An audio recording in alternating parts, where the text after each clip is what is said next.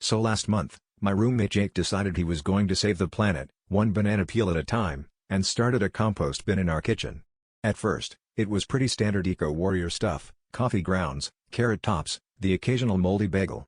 But then he got really into it and ordered a box of live composting worms off the internet, which for some reason arrived with more fanfare than a new iPhone.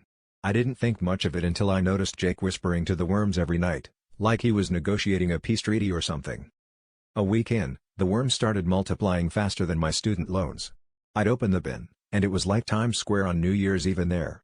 Then one morning, I found a mini picket sign taped to the lid that read, "Worms of the world, unite." At first, I assumed Jake was just being weird again, but then I spotted a tiny pamphlet about occupational hazards of banana peel digestion tucked beside the coffee filters. I tried to ignore it, but things escalated when Jake began leaving tiny bowls of kombucha near the compost as refreshments for the workforce. By week 3, Jake was spending more time talking to the bin than to me, and I started getting passive-aggressive notes written in suspiciously wiggly handwriting, things like, "Management needs to address workplace slime levels and hazard pay or we strike." One morning, I opened the bin to toss in an apple core and was greeted by a tiny picket line made of toothpicks and the worms spelling out "no peel, no deal" in neat cursive.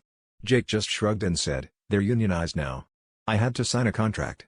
It's a whole thing.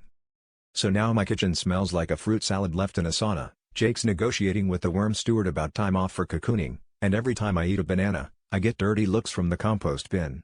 If you ever wondered what happens when you give worms collective bargaining power, let's just say the only thing going on strike around here is my appetite, because apparently, the worms think banana peels are a slippery slope.